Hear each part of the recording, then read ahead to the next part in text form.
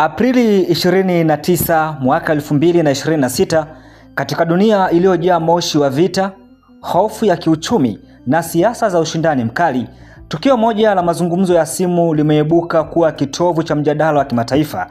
Hii si simu ya kawaida, ni mazungumzo kati ya watu wawili wenye uwezo wa kubadili historia kwa sentensi moja tu. Kuanzia mashariki mwa Ulaya hadi jangwa la Mashariki ya Kati, dunia inazidi kusogea kwenye mstari mwembamba kati ya amani na maafa. Vita vinavyoendelea katika Ukraine, mvutano unaochemka katika Ghuba ya Uajemi na mivutano ya kisiasa ndani ya Marekani, yote vimejenga mazingira ya hofu na mashaka. Ndani ya hali hii tete, simu ya dakika 90 kati ya Vladimir Putin, rais wa Urusi, na Donald Trump, rais wa Marekani, imekuwa kama radi angani, ikiashiria kuwa maamuzi makubwa yanafanyika nyuma ya pazia. Kwa mujibu wa mshauri wa Kremlin, Yuri Ushakov, mazungumzo hayo yaligusa masuala mazito zaidi yanayoikabili dunia kwa sasa. Mazungumzo haya hayakuwa ya kawaida, yalikuwa ya moja kwa moja, ya wazi na yenye uzito wa kipekee. Rais Vladimir Putin alianza kwa kutoa salamu za mshikamano kwa Donald Trump kufuatia tukio la jaribio la shambulio dhidi yake. Hii ilikuwa ishara ya kidiplomasia, lakini pia ujumbe mzito kwa ulimwengu. Siasa hazipaswi kugeuka uwanja wa damu, alisema Putin. Kauli hii ilivuka mipaka ya nchi, ikilenga viongozi wote wa dunia wanaotumia nguvu badala ya majadiliano. Mazungumzo yalipoingia kwenye suala la Irani, hali ilibadilika kuwa nzito zaidi. Vladimir Putin aliweka wazi msimamo wa Moscow, akilenga kuunga mkono usitishaji mapigano, kupinga hatua yoyote ya kijeshi dhidi ya Irani, kuadharisha juu ya madhara makubwa ya vita vya dunia nzima. Alisisitiza kuwa operesheni ya ardhini dhidi ya Irani itakuwa kosa kubwa la kimkakati, hatua ambayo inaweza kuvuruga usalama wa dunia kwa miongo kadhaa ijayo. Kwa upande wake, Donald Trump anaonekana kuwa katika njia mbili, kati ya nguvu za kijeshi na diplomasia ya mazungumzo. Hapa ndipo swali linaibuka: je, Marekani iko tayari kusikiliza sauti ya tahadhari kutoka Moscow, au historia itajirudia kwa vita vingine vikubwa? Vita vya Ukraine vimekuwa jeraha lisilopona kwa dunia, lakini katika mazungumzo haya jambo la kushangaza lilijitokeza. Vladimir Putin na Donald Trump walionekana kuwa na mtazamo unaofanana kwa kiwango fulani. Walieleza kuwa vita vinaendelea kutokana na ushawishi wa mataifa ya Ulaya.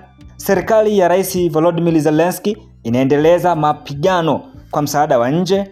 Fursa ya amani ipo, lakini inahitaji uamuzi wa kisiasa, si wa kijeshi. Donald Trump alisisitiza kwa matumaini, na hapa namnukuu, suluhisho linaweza kupatikana haraka zaidi kuliko watu wanavyofikiri, mwisho wa kunukuu. Kauli hii imezua mjadala mkubwa. Je, kuna makubaliano yanayopikwa nyuma ya pazia?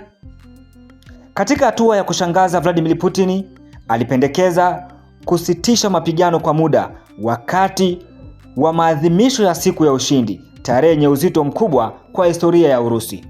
Kwa mshangao wa wengi, Donald Trump aliunga mkono wazo hilo, lakini wachambuzi wa siasa za kimataifa wanaonya usitishaji wa muda unaweza kuwa mbinu ya kupanga upya vikosi, au inaweza kuwa dirisha la mazungumzo ya amani. Hivyo basi, dunia inaangalia kwa makini. Je, hii ni ishara ya mwisho wa vita, au ni pumziko kabla ya awamu mpya ya mapigano mengine? Mazungumzo haya yamefichua jambo moja muhimu: dunia imegawanyika katika kambi zisizoonekana wazi, lakini zenye nguvu kubwa.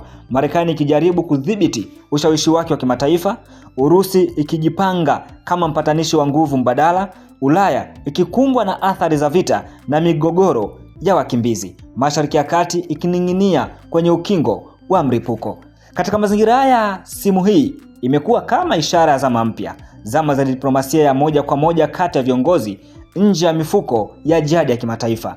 Historia imetufundisha kuwa vita vikubwa huanza kwa maamuzi madogo, amani pia huanza kwa mazungumzo ya kimya kimya. Simu hii inaweza kuwa mojawapo ya matukio hayo mawili. Inaweza kuwa mwanzo wa mwisho wa vita vya Ukraine, hatua ya kuzuia vita kubwa dhidi ya Irani, au mwanzo wa ushindani mpya wa nguvu kati ya mataifa makubwa duniani. Katika ukimya wa simu hiyo ya dakika 90, mustakabali wa dunia ulizungumzwa. hakuna makubaliano rasmi yaliyotangazwa, hakuna vita vilivyositishwa papo hapo. Lakini jambo moja ni wazi, dunia imeingia katika hatua mpya ambapo mazungumzo ya watu wachache yanaweza kubeba hatima ya mamilioni ya dunia. Na sasa swali linabaki hewani, je, viongozi hawa watachagua njia ya amani au dunia itaingia kwenye sura nyingine ya migogoro mikubwa zaidi? Katika hatua nyingine, katika wakati ambao dunia imegawanyika kwa misimamo mikali ya kisiasa na kimvuli kizito cha vita barani Ulaya, kauli mpya kutoka kwa rais wa Marekani Donald Trump imeibua mjadala mpana wa kidiplomasia. Kwa sauti yenye uzito wa ishara ya kurejesha mazungumzo ya kimataifa, Trump amesema angependa kumuona rais wa Urusi Vladimir Putin akihudhuria mkutano wa kilele wa G20 utakaofanyika Miami, Marekani mwezi Desemba mwaka huu. Kauli hiyo haikuja kwa bahati mbaya. Inakuja katika kipindi ambacho vita kati ya Urusi na Ukraine vinaendelea kuchochea mivutano ya kimataifa, huku mataifa ya Magharibi yakijitahidi kuisaidia Kiev kifedha na kijeshi. Ripoti zinaibuka zikionyesha kuwa Ukraine imekuwa ikishinikizwa kuongeza kodi kwa wananchi wake ili kuweza kufungua milango ya misaada zaidi kutoka kwa washirika wake wa Magharibi. Ishara ya wazi kuwa gharama ya vita inaendelea kuongezeka kwa kasi isiyo kifani.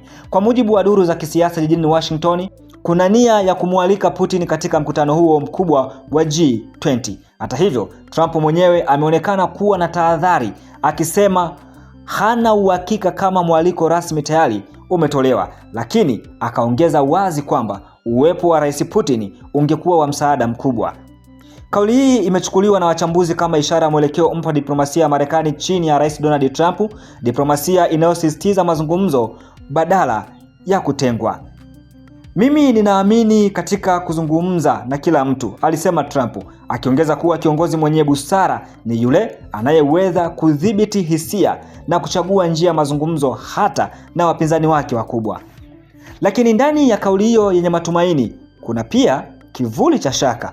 Trump alikiri wazi bila kuficha kuwa ana mashaka kama Putin atakubali kuhudhuria mkutano huo. Tangu mwaka 2019, Putin hajahudhuria mikutano ya G20 ana kwa ana, mwanzoni kutokana na janga la COVID-19 na baadaye kutokana na mivutano mikali inayosababishwa na vita vya Urusi na Ukraine vilivyochacha mwaka 2022.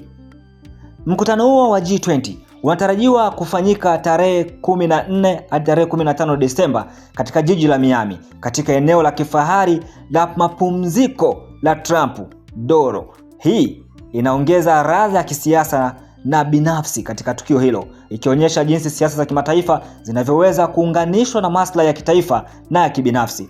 Iwapo Putin atahudhuria mkutano huo, unaweza kuwa jukwaa muhimu la mazungumzo ya moja kwa moja kati ya Moscow na Washington, jambo ambalo limekuwa adimu tangu kuanza kwa mgogoro wa Ukraine. Katika kauli nyingine yenye uzito, Trump alikosoa vikali uamuzi wa kumtoa Urusi kwenye kundi la G8 mwaka 2014 baada ya mgogoro wa Crimea. Alisema hatua hiyo ilikuwa ya kipuuzi, akidai kuwa viongozi wa G7 sasa wanatumia muda mwingi kuijadili Urusi licha ya kutokuwepo kwake kwenye meza. Kwa upande wake, Kremlin haikuonekana kuvutiwa kurejea katika mfumo huo wa zamani. Msemaji wa serikali ya Urusi Dmitry Peskov amesisitiza kuwa G8 imepitwa na wakati na kwamba G7 haina nguvu wala uwakilishi wa kutosha katika uchumi wa dunia ya sasa. Badala yake, Urusi inaona G20 kama jukwaa lenye uhalisia zaidi, linalowakilisha kwa usawa nguvu mpya za kiuchumi kama China, India na mataifa mengine yanayochipuka. Wakati viongozi wakubwa wakijadili mikutano na diplomasia, hali ndani ya Ukraine inaendelea kuwa ngumu zaidi. Shinikizo la kuongeza kodi ili kupata misaada ya Magharibi inaonyesha hali halisi ya uchumi uliobanwa na vita. Wananchi wa kawaida wanabeba mzigo mzito wa mgogoro ambao hauonyeshi dalili za kumalizika hivi karibuni. Kwa mantiki hiyo, uwepo wa Putin katika G20 unaweza kuwa zaidi ya tukio la kisiasa. Unaweza kuwa mwanzo wa mazungumzo mapya yanayobadili mwelekeo wa vita au kufungua mlango wa suluhisho la kudumu. Katika ulimwengu unaozidi kugawanyika, kauli ya Trump inaweza kuonekana kama mwanga mdogo wa matumaini au hatua ya kisiasa yenye malengo ya ndani. Swali kubwa linabaki, je, Rais Putin atajitokeza Miami Iwapo Rais Putin atafanya hivyo, dunia inaweza kushuhudia sura mpya diplomasia, ambapo maadui wanaketi mezani, si kwa sababu wanakubaliana, bali kwa sababu wanatambua gharama ya kutozungumza. Na iwapo hata kuja, basi pengo kati ya mashariki na magharibi inaendelea kupanuka, likiacha dunia katika hali ya taharuki isiyo na uhakika wa kesho. Huu si mkutano tu, hii ni vita ya mawazo, diplomasia na mustakabali wa dunia. Na hii ni Shehena Media.